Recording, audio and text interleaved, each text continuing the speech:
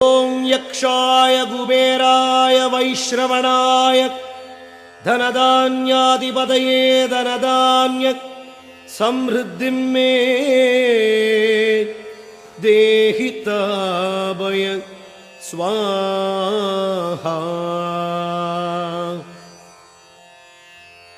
ஆயுள் ஆரோக்கியம் சீராயிருந்திட அஷ்டமா சித்திகள் உண்டாக கெடுதல்கள் நீங்க கொடிய மிருகங்களால் உண்டாகும் தீமைகள் நீங்க சுதர்சன மந்திரத்தை நாளும் ஜபிப்போம்.